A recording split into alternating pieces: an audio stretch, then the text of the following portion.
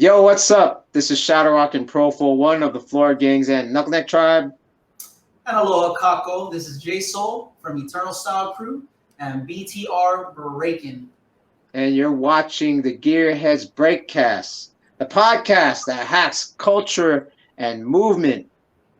How you doing, Jay? How's everything going? Good, man. I got this nice ice cold glass of water here because I've been sweating all day. Apparently summer in where I'm at, Houston, over here in South Texas, it goes all the way into October. So yeah, we're kind of just in the beginning of things. It's right in the thick of it. But no, other than that, everything's been good, man. This place is feeling more and more like home as I'm getting to know the neighborhoods, getting to know the area, meeting people and stuff like that. So yeah, really stoked to be out here in Texas, man. That's dope. I love like what I hear. It's like really humid out there, right? Like you keep talking about the humidity. So it's like, how's that for you? Like right now, how's like the humidity? I love it. Like, so I know you're from Hawaii, so I love like, being a jungle guy, right? Being Filipino. Like I love the humidity in Philippines, love the humidity in Hawaii. Do you like, how's it over there? Oh yeah, I mean Hawaii is like that. We do have trade winds and nice crystal clear waters, whether it's fresh or salt to swim in to kind of help with that. Not so much over here. The beaches are a little sus, and so are the lakes. But with the main thing is, yeah, I can't even complain, man. I was gonna start to complain, but I like it, man. My skin's Cool. nice, lush. I got that wave. It makes my hair a little wavy. You know what I mean? So There you go. Tina is telling That's me it. I'm in That's the it. right place right now. But Yeah. before we get started with our subject today, just Okay. want to give a shout out to the sponsor, Zen World CBD. Now, if you don't know about CBD, it's not just THC marijuana where you get high. CBD actually has healing properties. It takes down inflammation, helps with anxiety, and our people at Zen World has given gearheads a 50% off promo code for their products, and I have one right here called the Zen World Nano Drops. Helps out a lot, especially when you're training and after post training. It's good to have. Helps with inflammation. How about you, Jay? What's your stance on CBD? I love it, man. First off, Zen World, they're supporting us, which is big. It's perfect for what we do. Everything what you just said right there, man. We're athletes. We need our bodies to support what our minds are creating and are thinking of. And Oh if yeah. our body doesn't work good, via rest, recovery, lifestyle, we can't maximize all the genius that's happening up here, man. And it's what we know, Profos, for as long as we've been breaking, is it's Yeah. infinite, right? Yeah. So things like this, I'm all about it. It is a all natural product, non-psychoactive. It does come from the hemp plant, not marijuana. It's a difference there. I won't get into that right now, but yeah, shout outs to them, man. Zen World. Yep. They're supporting the right type of people. So yeah. Yeah, right here. Again, 50% off with the promo code Gearheads. All right, zenworld.com. So last week we had a really cool episode, interesting episode about break exploitation, the 1980s era, where basically, of course, it exposed breaking to the world, but at the same time, it didn't really expose hip hop. It kind of like just took hip hop as the culture and said, we don't need any of this. Let's just have you do head spins or whatnot. It exposed the world, but at the same time, they didn't get the context of why we created the culture that was created. They kind of just used us up and spit us out. And it basically from like, because I was like around, so I was born in 75. Around 1985, I was 10. So that's 10 years later.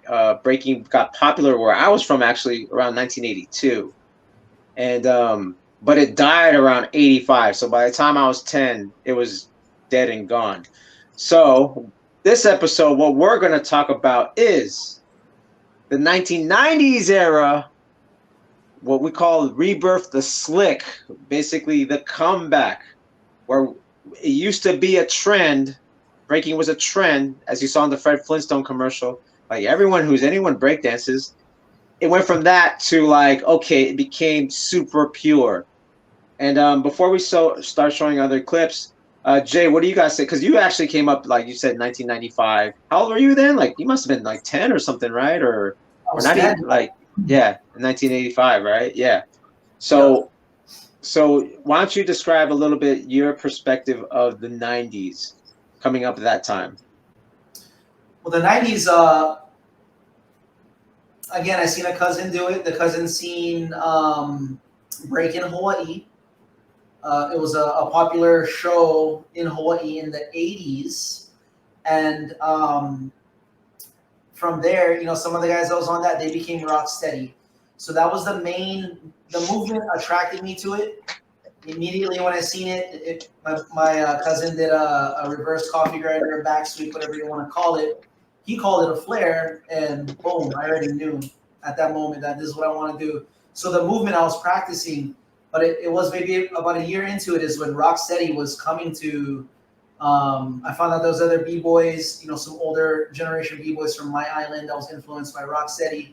Rocksteady came and they were doing panels. So, you know, that's one of the things to mention in the beginning right now is, yeah, it was, you know, Hollywood had their say in portraying what breaking is, and they left a lot of the hip hop and context out of it. Rocksteady was coming around and adding context to what they knew. So they were talking about the elements, like, hold on, you're not just breaking right now, you're not just b-boy and b-girling, you're doing something called hip hop, but it's connected to graffiti, DJing, and MCing. There are 4 elements, and some people will throw in cultivating and beatboxing and some other ones, but there's 4 core elements about it, right? Yep. It was educated. It came from the Bronx, New York. It was in the 70s, and this is like Crazy Legs, Easy Rock, Asia One. They were coming to Hawaii, and yeah, you know, educating in the proper way. I mean, that was correcting a lot of the stuff that was adding context to what was missing in the 80s. So that was important. Yeah, so what I'm going to do right now before I pull up any other clips, we're going to pull up this actually old interview I did 5 years ago with Mr. Wiggles, talking about, because like the whole thing is, you know, like what we're talking about was a term that actually Crazy Legs created called the true school. Because the thing is, at the time we were being challenged, a lot of us were being challenged of like, oh man, that's old. That's old school. That's old school. That's old school. What you're doing, that breakdancing stuff, is old school. So I guess Crazy Legs came up with this term called true school. So right now we're gonna watch a trades episode with Mr. Wiggles real quick, talking about how they basically came up with that term and what their intention was in the early 90s. Yo, you got Wigs on the trades? Mm-hmm. Right here. Like, yo, everybody keep bio for it. Watch it. The thing with the leg slogan and the legs. Like rewind a little bit. Online with you and Stretch saying that there was no dance in it, and then to connect Dennis's question with it is that how did Electric Boogie play a part to like the party rocking and the dancing to the hip hop freestyle dancing? So how let's mix all that up. Good question. The true school thing was the leg slogan, and the legs was nice with the slogans, man. Back then, it started with me and Crazy Legs doing an interview for Everybody Dance Now. Go on YouTube, look up Everybody Dance Now. It featured Mr. Williams, Crazy Legs, Willie Ninja, MC Hammer, Paul Abdul. It was a dope documentary for that time. Yeah. And when we left that filming, the interview, you can watch the interview now, and still on YouTube.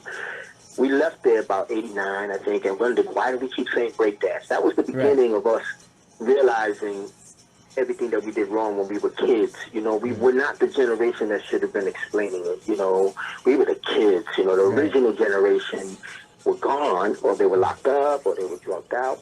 You know, so to be honest, the whole true school thing was us correcting ourselves. Right. Trying to fix all the things we fucked up. That's really, if you had to make it like a movement, it was rock steady. It was me, Legs, Kenny, Fable, having discussions, and then going back to everybody from Track 2 to Melly Bell to KG, finding OGB boys, building with Phase 2, and getting as much information. You know, we went on a mission to correct our mistakes that we did when we were kids, that we knew we said a lot of corny shit, or other people said corny shit and we validated it. Right. So that's that concept right there, the true school concept. Yeah. And So right there, that was the whole thing. That was like what we just witnessed the 80s, and they said, like what Wiggs said, they were kids, so they didn't know that what they were doing was wrong or right. They just were kids getting paid. So when it died out in 1985, mainstream wise, it died out. They were stuck not knowing what to do. The media landscape moved on already. You know what I mean? It changed. So there was no breaking. It went from like breaking to hip hop nouveau, hip hop nouveau, or hip hop freestyle, which is more the Running Man, MC Hammer. So if you did any type of like floor shuffles, you're considered old school. Get that shit out. It's old. You know what I'm saying? So that's why they had to start the whole, in the 90s, they started the resurgence of the B-boy. That's why there's this even term of return of the B-boy. It was like a 1990s term. You know what I mean? Return of the B-boy. You know, true school. So it was actually, honestly, a lot of the freestyle hip hop guys were at war with the B-boys in clubs, like straight up fights, because like, oh, you're doing that old shit. You're doing that old shit. This is the new, this is the now, which was like the Running Man, freestyle hip hop, the WAP, you know, the Cabbage Patch, all these social dances at Latin Quarters. And then if you check out that Trey's interview, he talks about that. Wiggs talks about the Latin Quarters, how that was a big place for dance in the late 80s. You know what I'm saying? So that shit was crazy. What do you think about that? What do you think about that, Jay, so far? I'm just amazed that you got Wiggs on an interview, man. That's on my bucket list, my wish list right there, to get Wiggs on an interview. Oh yeah. And any of his interviews on YouTube is gold, bro. Yeah, we could get him on here for sure. He's down. He would be down. Let's get him on here, but let's also link that right here. Let's link that interview. Yeah, for sure. Right So what they wanted to do, the intention was, because the thing is, in the 80s, when you thought of breakdance, you thought of Breakin' the movie. You thought of Breakin' 2, Electric Boogaloo, all the corny stuff that we watched in the previous episode. And it was electro. The sign of the time, even now when you watch Stranger Things and everything that's nostalgic 80s, it's all electro or synth pop music. And at this time, Wiggles and Legs were like, no, we're not Bambaataa, we're not Planet Rock, we're hip hop. So when they meant hip hop, they want to be referred to like a Rakim, like Eric B. and Rakim. They want to be more associated to Big Daddy Kane. They want to be associated with KRS-One. They want to associate with what was being played. The guys that were performing at the Latin Quarters was like these guys, Public Enemy. And the thing is, a lot of that influence in rap at that time were the 5%ers. Now I'm going to pull up what the 5%ers are. So if you don't know about the 5% Nation, I'm going to show an article real quick or I'm going to show the Wikipedia on Clarence 13X. So Clarence 13X was a member of the Nation of Islam, right? Under Elijah Muhammad, who Malcolm X was under Elijah Muhammad as well, which is like, you know, the Pan-African movement of Islam. It's different from Islam because, you know, obviously Islam has, like, you know, its roots in the Middle East, but these are influenced by coming to America, Farad and Elijah Muhammad coming here and starting a sect of Islam called the Nation of Islam. And obviously the most famous minister was Malcolm X, who was under Elijah Muhammad. Now, in Malcolm X's temple, he had a guy named Clarence 13X.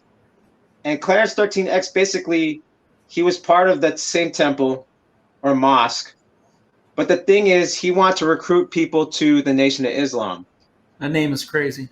So the problem with, or the challenge with getting people into the Nation of Islam is you have to dress up in a suit.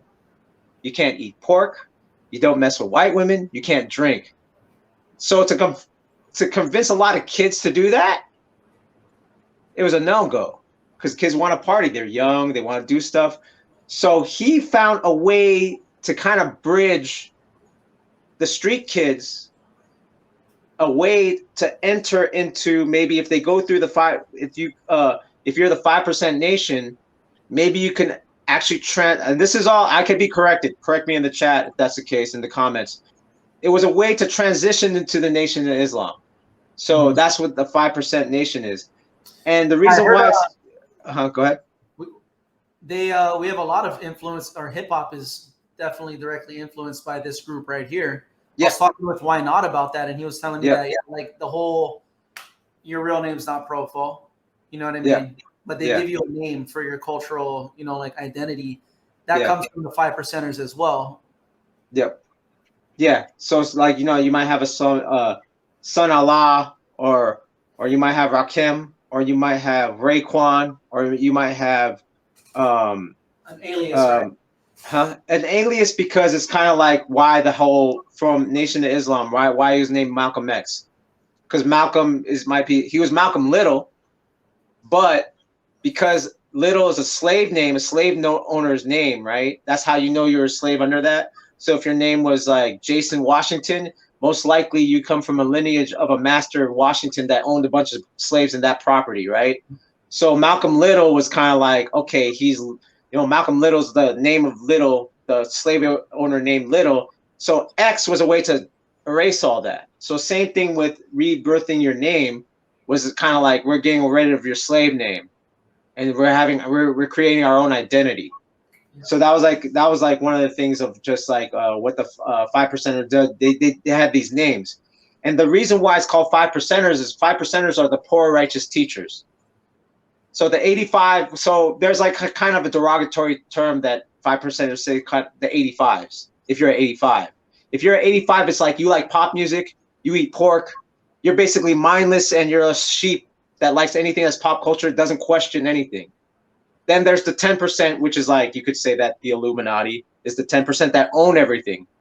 Then the people that know, they call them the 5%, the poor righteous teachers. They're poor, they're righteous, but they're trying to teach the youth. So there's even a hip hop group called Poor Righteous Teachers. So what we're gonna play now, and it's like everyone's like, how does this relate? Well, Rakim is a 5%er. Big Daddy Kane is a 5%er. Even though KRS-One is universal, he takes a lot of the philosophy in his music and the way he talks about the 5%ers.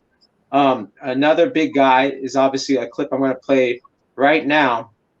Is Lord Jamar. Lord Jamar really popular now. DJ Vlad made Lord Jamar very popular because he's very controversial on what he says. He says a lot of wild shit, right? But he stands true to the 5% nation. And he's part of Brand Nubian, punks jump up to get beat down. He was in that song. And he's a very popular podcaster now. And here's an interview at a barbershop podcast where he talks about the 5% nation and mathematics. So mathematics is actually a numerology that most 5%ers practice, but is actually a stem from the Nation of Islam as well. So we're gonna hear him break down some of the numerology, and I'll go with it too. I'll kind of like pause it and kind of like confirm some other stuff. So let's watch that now.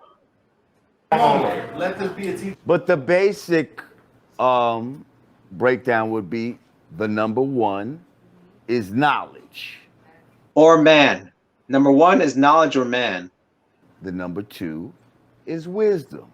Or woman. Number two is wisdom or woman. Number three is understanding. Understanding or child. Because if you have knowledge and wisdom, it equals understanding. Or if you have man, woman, it equals child.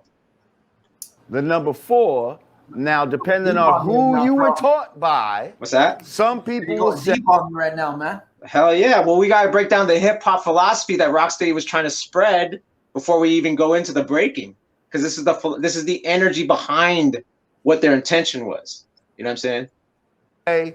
Just culture, or some people will say culture freedom. I was taught that it's cultural freedom. So if I go man, woman, and child, you add that together, they become a culture.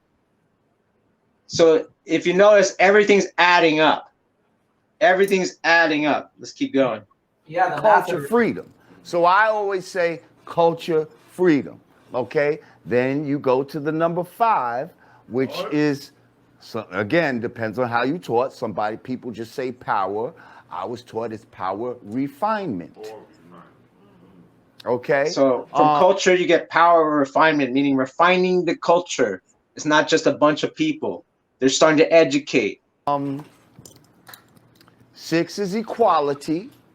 7 is equality and knowledge and society. 7 is God. Destroy. 9 okay, build is destroy. Build or destroy. You can actually build or destroy relationships or things. And 0 is cipher.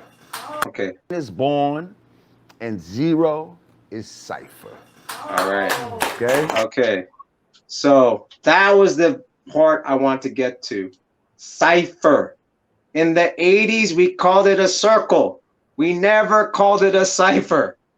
Never, ever, ever, ever called it a cipher. We didn't know what this was. So this is what Rocksteady, because in a cipher before, back in the day, like we're talking late 80s, early 90s, if I get in a circle with someone and we're building, that even that term building is from that. Is from the 5 percenters. That language, let me build with you. That's from the 5 percenters. So if we're in a cipher in a circle, we might be huddled in a fire in a cipher. That's what it is. And I'm going to build with you in this cipher. Mm-hmm. You know what I'm saying? So this is the language that, dude, 90% of B-boys and B-girls don't even know about. They just use the word.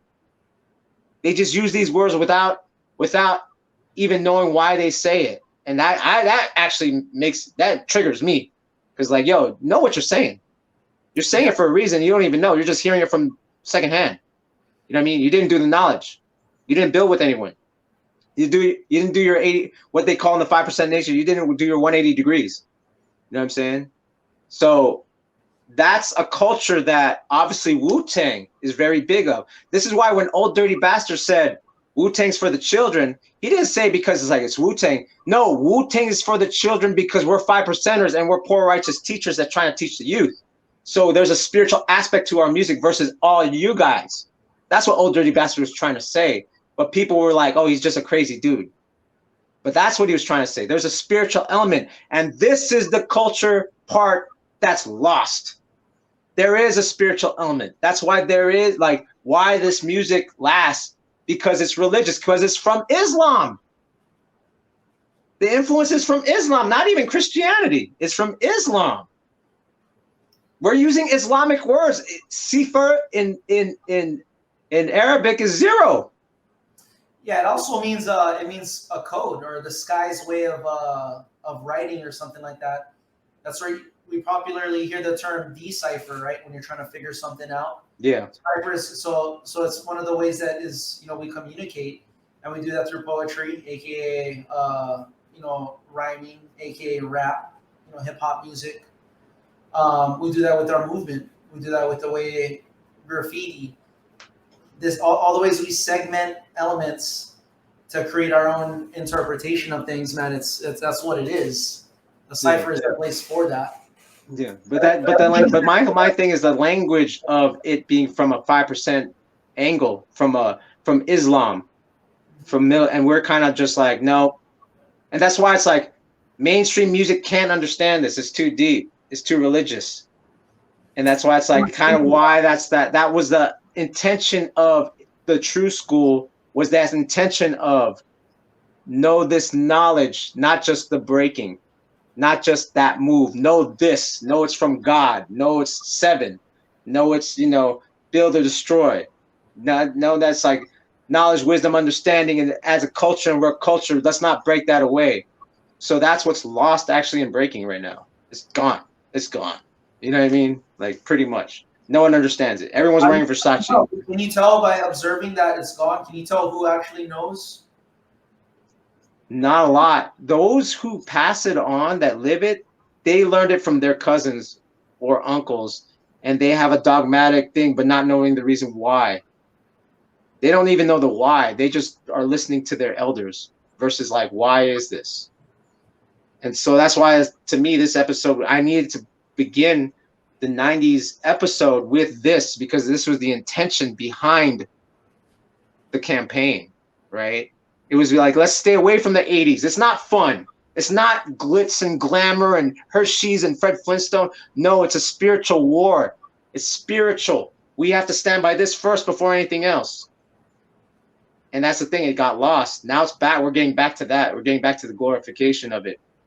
We should be more on a Wu-Tang kind of like feeling, but we're not. It's just now it's just moves. So there's context that's gone. This minor context will shape your philosophy of the movement. So what is this Wu-Tang feeling you're talking about? It's that connection to, like, you know, connection to spirit, connection to, like, you know, there's a order operations, build, you have knowledge, wisdom, understanding, culture, you know, build or destroy. Can your movements be like this? Can your philosophy? So even Kanye West understood, even though he's not 5%er, he understands it. And that's why the music that he makes is beyond everyone else. He understood this culture. There's people that don't practice. I'm not practicing 5%er, but I studied a lot. You know what I mean? If you're part of even Zulu Nation copied the 5%ers with the infinity lessons. The infinity lessons were like given to the Nation of Islam. And then they just got passed to Zulu Nation. See what I'm saying? So there was this philosophy of hip hop that's behind this. And the boom back, especially in the early 90s, it was pushed. Late 80s, early 90s, it was pushed. But then as gangster rap came, it kind of got pushed out. The popularity got too serious. You know, it got too political. You know, everyone wants to have fun. Everyone wants to go to their primal instincts versus like their higher selves. And that's what these lessons kind of did. So it's like kind of like the lessons of higher building your movements than just head spins. Head spins is an 85 thing. Not the head spins move himself, but the flashiness is an 85 philosophy. Oh, that's flashy. That's cute. 85. Oh, I like Puffy and Mace. 85. I like these mainstream things. 85. Dumb, deaf, and blind, as Elijah Muhammad would say. Dumb, deaf, and blind. You know, kids love dumb, deaf, and blind stuff.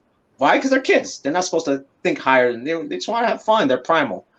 You know what I'm saying? So I went off, but this is one thing I wanted to always talk about because no one understands this shit. You know what I mean? And one of the things I look for in movement. You know what I mean? Does that person have that in movement? So you know? would you say a lot of the b-boy scene in the 90s had this this feel, you know, behind their movement, behind their approach? A lot of the East Coast guys, yeah. A lot of Rocksteady. You look at Flowmaster, you look at Wiggles, they have this thing, right? I was just watching, just for the show, I was watching Summit 95 and I saw all the, you know, West Coast guys go. They look basic. They were doing dope power. Don't get me wrong. Like the power was fucking like top notch, but there was like no direction. There was no like. Then I saw Kenny. I was like, God damn. Then I saw, you know, then I saw Legs, and then I saw, you know, we'll play those clips. I was like, oh shit, they're way ahead. They're doing, yeah. And they weren't really doing anything like dynamically crazy, but it was scientific. What they were doing was scientific. Why? Because if you ask Legs, you ask Kenny, yo, what's today's math, God? They would tell you. They would tell you. We did an interview with, me and Jeff did an interview with Ken. We talked about the 5% Nation, how much they influenced breaking. You know what I'm saying? So, yeah, we could look for all that later. But, yeah. So yeah, man, let's talk about that. What's the intent behind the 90s first before we go on to the adventure of movement? Before we do that, what's your opinions, Jay? You got anything to say? As far as the 5%ers, Yeah, or anything we just brought up. Anything we just brought up. No, I mean everything you're saying about. I was highly influenced by the Rocksteady style. The positional clarity, the body control, the direction change, the levels, the different geometry and body shapes they were putting out. It was a higher intelligence, a higher body intelligence, and a different athleticism from what you were saying, the West Coast, right? They were doing a lot of using momentum, right? Yeah. But the way they didn't have agility quite like Rocksteady did, and they were just cutting them up. They were just mangling them with their style, the way they were battling with it. It was a sharp style. Right. And they made dynamics within their style. Right. You know, that's the Rocksteady I remember, and that's what influenced me in my personal style for sure. What you said, Ken Swift, Flowmaster, Crazy Legs, Easy Rock is a big one. So I mean that's like the early 90s. I remember. Well, I just did an interview with Ken Swift about a year ago now. I didn't just do it. It was about a year ago. And yeah, he was talking about that whole thing in the 80s. It slowed down. And he got back into it in the 90s. And there were people like I think he mentioned K-Mel was one of them, and some other heads that were doing flips and doing things he hadn't seen in the 80s. So what he did is he went back to the archives. It was the seven. Was it Seven Deadly Masters or something like that? You know what I'm talking about. I gotta rewatch the thing. I totally forgot. It was a kung fu movie, but he got inspired by that, and he basically Five Deadly Venoms. That sounds probably right. I gotta recheck into it. But he said, yeah, like these people, they were doing threading moves, and they were doing these things that he hadn't seen in the 80s. So how he upped his stuff is by watching that, getting inspired, and that's how he helped create the wrist moves, right? Kenny helped create the wrist moves, but you know where it's from, right? Yeah, that's from some Shaolin stuff. That's from Kung Drunken Fu. Master. Yeah, for sure. With so they would do it, and that the whole thing and part of Jam on the Groove, there was a Drunken Master part, and originally was Flowmaster and Wiggles. So Flowmaster played the student, Wiggles played the Drunken Master. But the thing is, you know, every time they changed the casting because like they had to do something else, it became Kenny and Wiggles. Then it became Remind and Wiggles. Okay. And then so when they were watching Drunken Master and they're doing wrist push-ups, that's where Remind first started doing the wrist moves. Then Vietnam took it from Remind, flipped it, and then it became like kind of a thing. Yeah, you know what I mean? One, we see Crumbs, we see everyone from that era kind of messing with that. Yeah, but that was from Drunken Master. That was from Drunken Master. It's crazy. And just for the people who don't know, Jam on the Groove, it was one of the main breaking bass. Was it a touring show or? Yep. Yeah, it toured around the world. It was off Broadway. It started off Broadway, and then it toured around the world. Yeah. So that was an important show in time where people were, style was developed, right? A lot of the style we use today. Yeah. So I'm putting up a clip of Rocksteady Reunion 1991, and this is Maurizio. Yeah. And they're breaking on cardboard. So what we were seeing in the 90s, breaking in general, it attracts the human, the person that isn't afraid of moving and kind of not afraid of getting hurt. And this is what we've seen in the 90s is, the superhuman, right? We're seeing everybody take the foundation. 90s was a point in our culture where we had a foundational influence, which was the 80s b-boys, right? So they took this, right? The formula, their top in, their footwork in, they're going on their backs, they're doing power, they're doing freezes. And so they had that to build off, but they were just evolving it exponentially. We've seen stacks come out of this era. We've seen power moves go to the next level. People were, West Coast power, that influence going Flare 90, switching their orientation and level. Yeah, that's man, crazy. Yeah, it's with crazy. power. It's crazy because like that's the thing. Like, you know, from that clip, Maurizio was killing it, but the whole thing is like, even like say Stax. Stax is from Mr. Freeze. Mr. Freeze made up Stax, but because again they're in the show Manhattan, and they were in Jam on the Groove, and there was this one thing in Jam on the Groove called the freeze piece, where they all freezes, and like in the end of the piece they're like, make sure you remember how to freeze. And the first one to really do Stax was Mr. Freeze. It's just reminding them, just took it to the next level of just like, instead of just, hey, we're gonna stack like this, remind Crumbs, Kenny, because when Kenny originally did the Air Baby, he did it from a Baby Freeze. He went Baby Freeze to Air Baby, right? And that was like, okay, let's take that. And then that's when you have like Remind and Crumbs taking it. And there's an exponential improvement of both of those B-boys after they joined Jam on the Groove. Watch some 1996 Radiotron, B-Boy Summit. Then after Jam on the Groove, oh man, different people. Different level. Yeah, Increased, yeah. And look at the influence, and look what these people you're naming were able to do and discover about the human capability, right? Within the foundations of breaking stacks and everything that they were able to do, their transitions. It came from that tradition, right? Ken Swift just made that thing, like the tradition of breaking is to be different, right? So what they did is they seen something that was, and this is a key characteristic of the 90s, is looking different, right? What you just said reminds seeing this freeze piece is like, oh yeah, that, but hold on, like how can I do it different? And that's where the evolution, that's how the 90s exponentially built the 80s. And, you know, if you look at Remind, somebody like that with that style, battle till today, it still stands out because he has that philosophical approach to his It's the music. Well, the music for sure. It's the music. If the music was electro, they couldn't think like that. I guarantee you, it'd be different. It was the music. So listening to Wu-Tang, listening to Freestyle Fellowship, because it's a boom bap versus right? It's a boom, that, boom, that, boom. It gave a different feeling. So that right there too. That's what I'm saying. That's why I'm calling this Rebirth a slick. Because it wasn't based on electro. It was based on the boom bap. It was based on the original breaks. You know what I mean? Boom bap music from 88 to about 95 was based on breaks. They just re-engineered it to a way slower, a little bit slower, not as fast, and more like intention behind it. And what is slowing a beat? Not only the sound of boom bap itself, but what is slowing it down do? The beat intervals, the cycles of beats. That creates more space, right? And with this more space, you have more time to discover things, right? Yep. So that makes perfect sense when you're saying, yeah, the boom bap.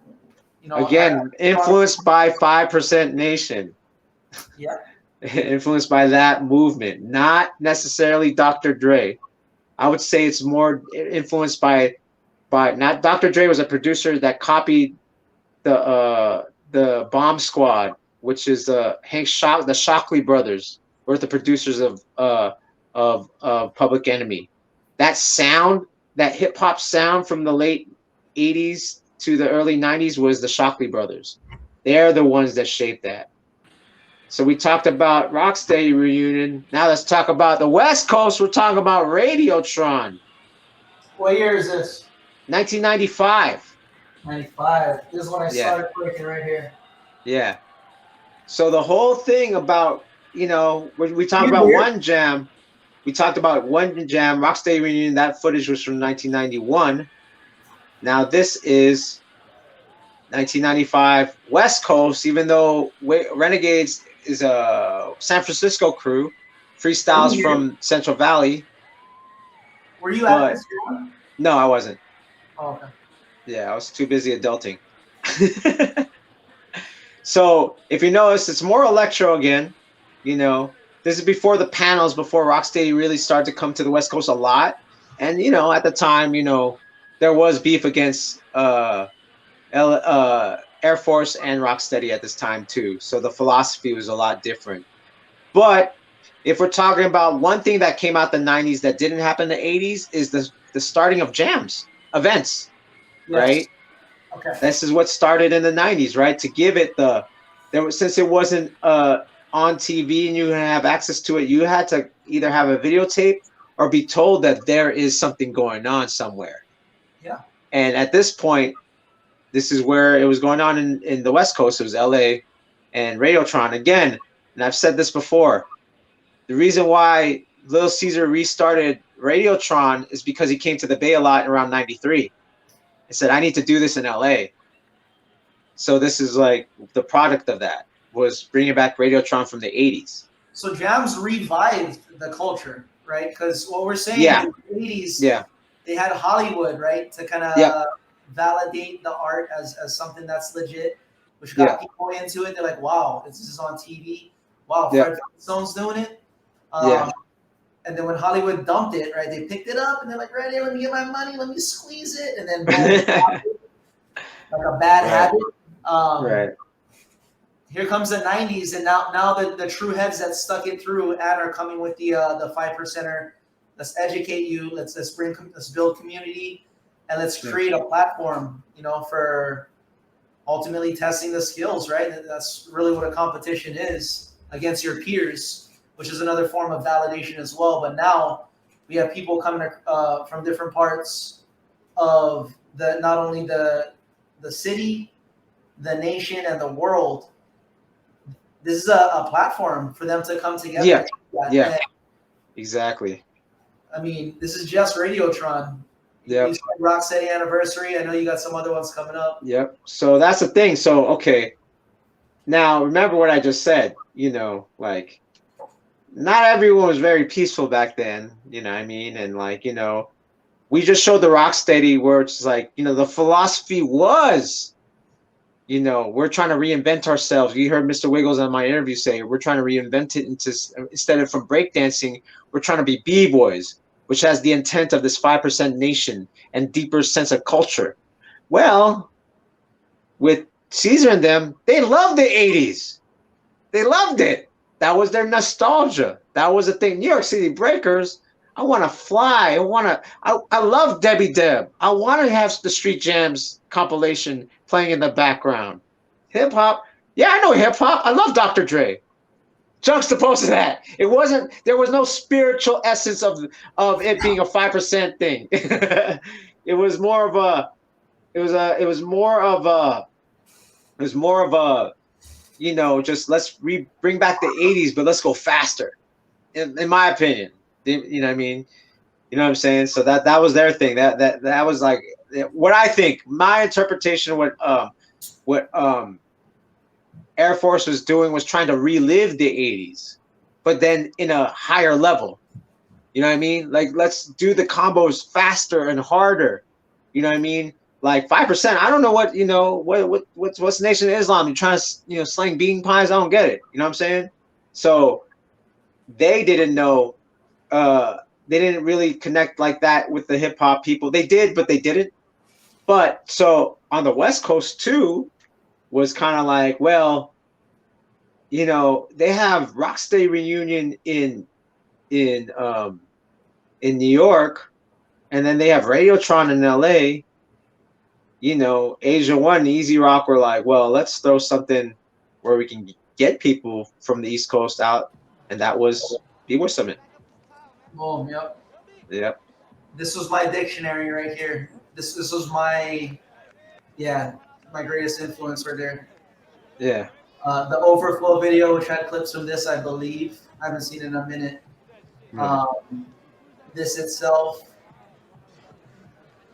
But yeah, you see, you know, talk about refinement. Yeah. The refinement of Rocksteady compared to everybody around them, right? Yeah. So yeah, that's the thing. So like, you know, they wanted to bring that kind of like, the thing is with the difference between Radiotron and like, you know, Radiotron and Rocksteady reunion, B-Boy Summit was like, let's have panels. Let's have people talk. Let's have people like, you know, talk about hip hop and talk about the 5% Nation, talk about Zulu Nation. When did people start standing up? You see how everyone's See, sitting down? I grew up sitting down at jams too. yeah. That's why it's like when most of the East Coast people, we always stood up. So no, you didn't. I have footage when you guys were sitting down too. But it was that essence of MC Cypher standing up and it being more spontaneous. So that started, that's what I'm saying. That didn't start like, if you're at a club, obviously you can't sit down. But if you're at Summit, you're sitting down, right? You're sitting down until it became this thing. And if you notice, another component, where's the music? They're probably listening to a boombox. Yeah, Now, if there was a DJ right next to him, I think the energy would be totally different. you're right. I think everyone would be standing up. You know what I'm saying? Yeah, vibing out. Yeah. And you're right about that, man. The music, we did have boom bap. We had KRS-One. You know, Yeah. that's one of the bigger artists that I listened to and would get me in the mode to break. But it was a lot of street jams, man. A lot of electric funk, and you can Right. tell how it influenced the way people are moving. Yeah. Pop rocks, there isn't very much detail development or connection to it, right? That's how I started too. It's like Indian, a cross step. Right. Yeah, just look at the geometry of Ken Swift. Yeah. Right? This is where Kenny made his name. It wasn't in the 80s. It was in the 90s. You know what I'm saying? Yeah, he was 'Cause kind of like child prodigy in the 80s, huh? Huh? He was kind of like child prodigy, right, in the 80s. Kenny? Yeah. No, he wasn't known. No, but you said he It was wasn't. more Buck 4. The guys in the 80s were Buck 4, Kuriaki, and Legs. Bowmaster had the flips though. Who's Yeah. flip? And flexibility and character. I mean, you won't see him doing that move. Yeah, right nah. See, like, watch Beat Street. Kenny didn't break like this in Beat Street. No. Or Star Wars. You know what I'm saying? He refined it.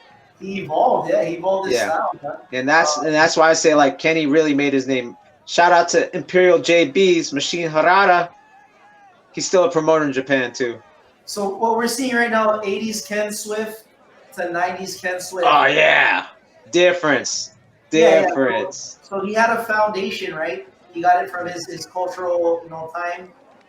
But he developed his own stuff right here. That's what's missing right now in this day and age. Somebody taking a foundation, and we have so much document right here to be able to do exactly what these highly legendary, influential people that uncovered new things about the human body, right? Everyone in this day and age has the resources, add more to it, but yet they don't do that. Okay, so yeah, let's talk about that. I don't know if it's really their fault though. Do you know what I mean? Like, I don't know if it's really their faults. You know what I'm saying? It's hard to say because, like, again, you know how much stuff there's in the internet, and how am I gonna curate all this if I'm like 12 years old? Well, I'll tell you how they're gonna listen to our show. Okay, all right. I'm from the 90s, so me and you, our character and experience set, it separates us from a lot of the information that's going out there. I'm gonna toot our own horns and say that right now, dude. And on top of that, you did the homework that I don't know if anybody else has done to the level you have, where you're verbally talking and getting information from almost from the direct sources, like Charlie Rock. Yeah. Oh yeah. Yeah. There's more too. Dude, you have receipts that not many people do. We have other historians like Jung, like what we spoke about, but it's just clips. Yeah. Like he knows the people, and he's a good digger for sure. Yeah. Yeah. In that sense, Sure. he's a VJ in that sense. He's a video jockey, right? He knows how to dig and pull, the good finds and digs. But yeah, you have the information about that. So it's hard, you know what I mean? Fault, but again, like hip hop attracts a certain type of person. Yeah. Right. For me, in terms of breaking, we'll start there. They're not afraid to move. Me personally speaking, I never I wasn't physically gifted with the genetics of athleticism. Running was one of my main backgrounds in athletics, and with that, footwork was easy for me. But I didn't have very strong hips in the lateral, which is what we need for in the frontal plane, which is moving our body is open like this, which is needed for generating power. So a lot of not a lot. I had decent power, but there were people around me that was getting moves way faster and easier. And there was a point I felt like, wow, maybe this isn't a natural thing for me, and I got to work for it. And that forced me. This is something that we all face. Like, okay, shoot, is this for me or is it not? Right. But the character in me is like, hold on, like I know I'm different. I know it. I've always known it. So let me continue to refine my style, kind of similar to what we've seen Ken Swift do. Let me refine my style because I know I can create my own dynamics, my own version, my own interpretation of it. Right. That's kind of the journey that I've been on. Now, what we're seeing in this day and age is everybody has formulas, so it's not their fault. A lot of the new era. Yeah, it's definitely not their fault. Too much right now because we're going to talk about it in the next episode, right? Yep. But I was like, let's talk about the next segment because that's going to be good. But now you can see it's like, well, what I'm saying right now too is like, look how much vast YouTube is and Google is. It's too much. It's overwhelming. You need someone to curate it. You know what I'm saying? Like, there's so much stuff that it's the only thing. And then at the same time, and we're talking about just stuff from like 15 years ago is already overwhelming, right? Like, so let alone like 30 years ago, let alone you really have to care and dig. And right now, again, I keep saying it over and over again, people care more about the competition than developing stuff. You know what I'm saying? So the 90s, that's a good point, right? The 90s, Yep. It went from media and industry, right? Making money, gaining popularity, lifestyle, taking people out of poverty, out of the streets, right? Yep. Glamorizing the art. Yep. To being dropped on their face. Yeah. That's the way I put it. Bah! Yeah. When the dance came around again, we created like an autonomous arrangement. Yeah. And really made took our culture and took it into our own hands. Yep. In that sense, right? Yep. How people could train for that. They didn't need to train to be on TV. They could be like, hold on, let me refine my style because this guy has that style, and I heard this guy breaks in this place, and it was. Yeah, but see, and that's what I'm saying. Like, but the clips that we pulled out. Yeah, I mean, Radiotron was one competition, but when we saw the Rocksteady reunion and we saw Summit, those were just ciphers, man. You know what I mean? Those are just circles.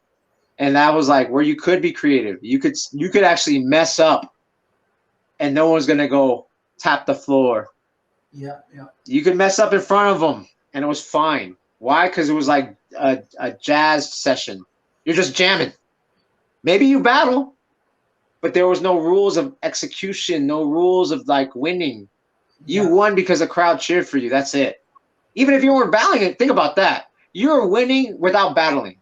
You could just land a move, not directed to no one, and the whole crowd goes crazy. You had your validation. You didn't win money. You didn't win a prize, but you won the night. You won the hearts of those people without a battle. Now, if you did battle and then did that, obviously it's going to be more. But at that moment, you didn't necessarily have to battle. You just had to do some ill move that no one's ever seen before. That's a spiritual win, right? Yes, 100. Spiritual win right there. Yeah, and that's what that essence of what we saw with Rocksteady Reunion and Summit was there. Not so much Radiotron. You know what I'm saying? So, just to kind of bounce off your question, the thing is, it was easier to be validated for being different when there was no prize in it. You could even be smoked by the other guy, but at least you felt like you went out and did something original. Yeah. You know what I'm saying? There was no one telling you lost. I mean, you might. The other guys you're battling, right? The crew that's, on the other side going, you suck. But at least you won. You had a victory of going out. Yeah, and in this day and age, they didn't have again, media to for whatever they use it for, to verify what they're doing, to bite, whatever you want to call it. And with that, they had time within their own heads, within their own creative space, within their own unique process, right, of composition and creating and understanding. They had mental bandwidth for that. Right now, if I pick this up, half my feed is going to be of people, posting practice footage, and I'm like, oh, okay, okay. You know what I mean? When you don't have that, you don't have YouTube, you don't have a new jam coming up every. That's the other thing too, right? Is the frequency of jams. Then it was, you know what I mean, 1, maybe 2 years. You didn't have that much time in your head to develop. Yeah. Right. And that's one of the things nowadays. But now let's keep moving on because we're going to talk about that the next episode. The segue is perfect into it. Yeah. So let's talk about, since we talked about the US, there was a bunch of tapes that are being circulated by different people. I got to go to Europe, and one of the biggest events that happened was Battle of the Year. So this is Battle of the Year, and this is 1992, and this is basically 1992. So now we're talking about when competitions. We talked about Radiotron, but across the world in Germany, they're having Battle of the Year. Shout out to Thomas Eggerberger. And this is the one where it was like Swift Rock and Storm versus like a whole squad with Maurizio on the other side. So I didn't know how this was judged. This was like electro. This is basically like Prodigy or speeded up breaks. It was probably crowd judged, huh? Yeah, probably. Like, who's gonna judge in this era in '92? Yeah, but then at the same time, there's this platform of a show, right? Yo, this Maurizio, yeah. Yeah, yep, it's Maurizio. What crew is he on? I don't know. I'm not sure. I just know this is the. Look at that. Even the guy on the same side went out again because they want the flow to keep going. They want the flow to keep going. Like, don't stop. They're getting tired, but go out again. This is when it was like the two-man army. It's one breaker, one move, man. Yeah. It's the era. So innovative and creative, man. Battle Squad. Oh! Holy crap. No, quad halo, bro. Yeah. So if you notice, it wasn't electro, but it was their version of electro. Do you know what I'm saying? Yeah. I mean, there's value to this music that you're talking about. Yeah. It's high energy, man. Yeah. It makes people move with high energy. Yeah. That's one thing you know about it. This is where they showed like variety of moves, right? Like, hey, we're gonna show different Storm and Swift Rock, where they're like, we're not gonna just do one move. We're gonna have a lot of different styles versus one style. We're gonna do a lot of different footwork styles, a lot of different power moves. Look at that whip, man, Maurizio, bro. Yep. Oh. Yeah. Go out again! Yeah. So Battle of the Year was like probably the first battle I've seen where it's like it looked super organized and high production level. You know what I'm saying? Where it's like you're just like, Radiotron looked like cool, but this looked like kind of next level. Yeah. You know what I'm saying?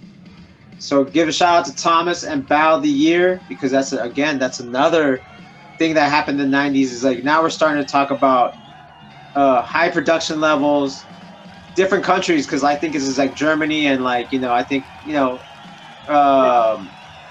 Maurizio's from Italy, so I think Swift Rock's style, man. He got that skater surfer type vibe. Man. Yeah, for sure.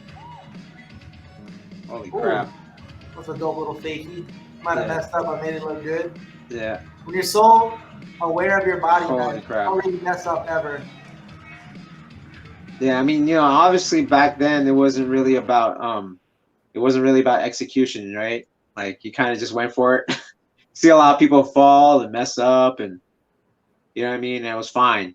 Yo, that's it was Rocksteady Maurizio right there, huh? Yeah. Yep. Yeah. Because like that footage that we pulled up from Rocksteady Reunion, that was '91. So this is a year after. Mm. You know what I'm saying? This was a year after. And then a year after, these guys, Bow Squad, went to New York too. And, you know, that's where they met up with Quick Step and them. So, you know, we went from Radiotron to Summit. Now we're going to go to, because Summit was in San Diego. So that's the thing. Radiotron was in LA. Summit was in San Diego. And then the thing is they moved Summit to LA after 97. So 97 was the last B-Boy Summit in San Diego. So Cross One, being from San Diego, felt like, damn, I don't want, like, B-Boy Summit brought such a vibe to San Diego. I want to continue that. So what he did was, well, if they're not going to have Summit in San Diego, you know what? I'm going to come up with my own event. And I'm going to call that event Freestyle Session. So now we're going to see Freestyle Session. Damn. First freestyle session. So notice, when I bring up Freestyle Session, what's being featured? Cypher. Yeah. Dude, Flowmaster right there. Bro, I was at this one. I was at the very first freestyle session. And I'll tell you what, everyone was in the ciphers. When the competition was happening, no one was watching the competition. To be honest. We were all in the cipher.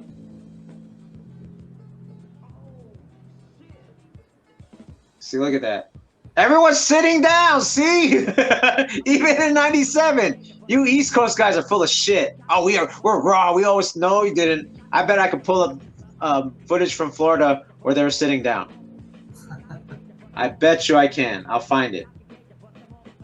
Yo, because at this moment, I mean, anyone in the crowd could do something you've never seen before. Exactly. They had that element about it, right? For sure. And that's the thing, like, but the thing is, when this tape was passed around, there was this part, and look, there's the competition, but there's music dubbed over. And I think that's what brought people together, was like, Well, is this a hopscotch routine, or are they battling? This is the competition, bro. Are they battling each other simultaneously? Yeah, it's freaking great. And it was Soul Control's in there. It was actually Foot Soldiers, aka Rhythm Bugs. Cooch. Like, yeah. Like, this was cool, but everyone was in the cipher, man. Flow Rock. There goes Flow Rock. There goes Cross. Flowmaster. See what I'm saying? Like, now everyone's standing, because this was like one of the good ciphers. That footwork, man. Yeah, man.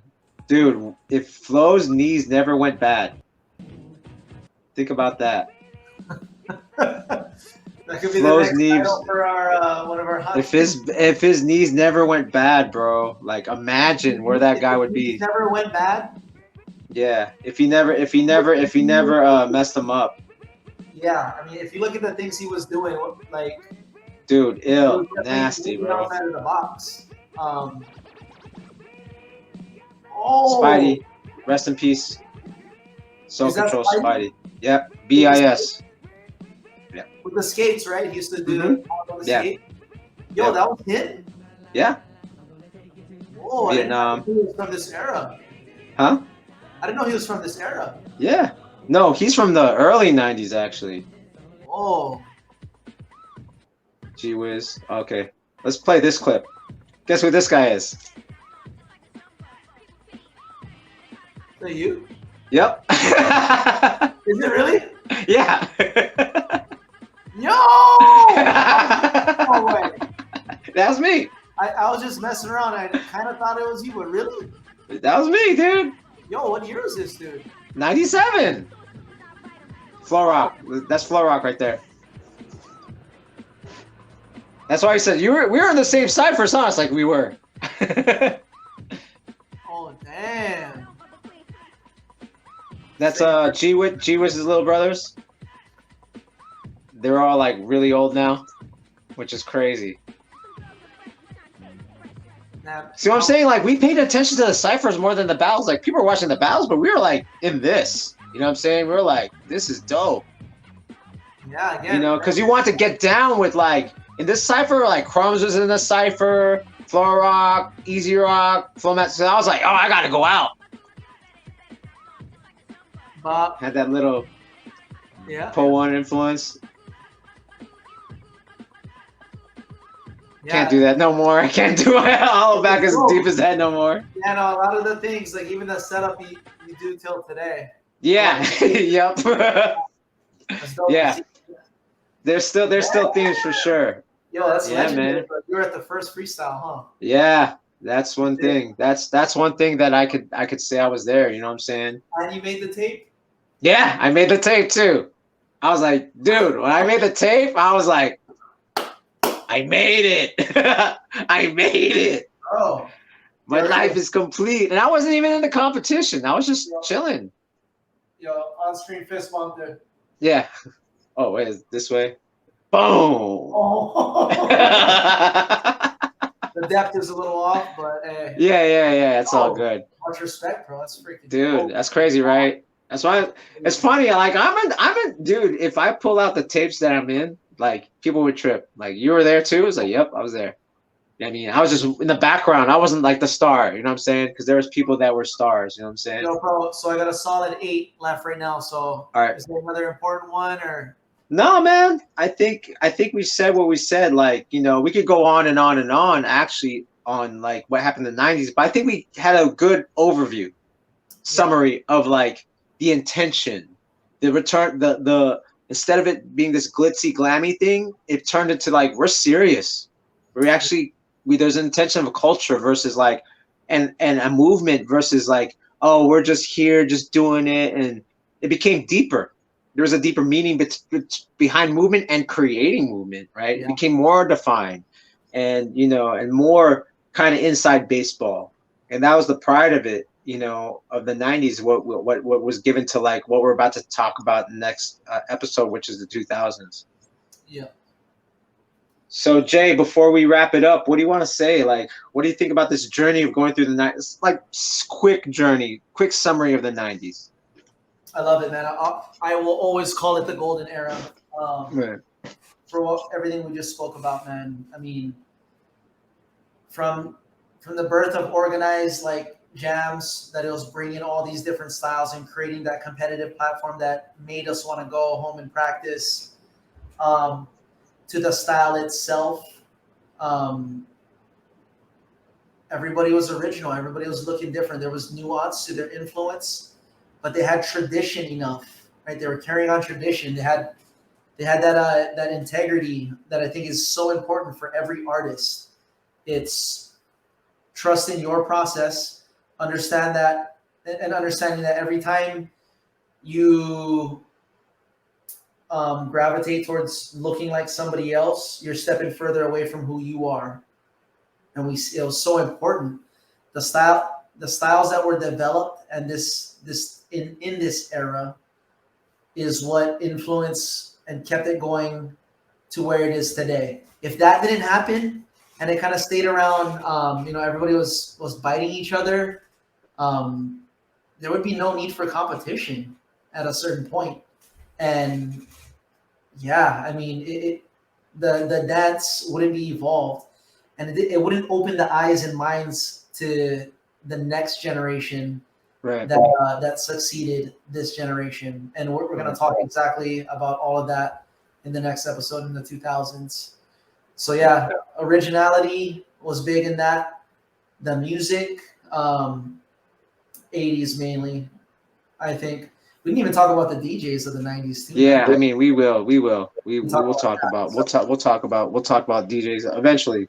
It felt like hip hop. It was more connected to the other elements. Yeah, and that's the thing, because like, you gotta think, like, I was 14 in 1989, so in 1990 I was 15. So I was kind of old enough to kind of experience it in that level. And you know, back then it seemed like 2 years seemed like a long time.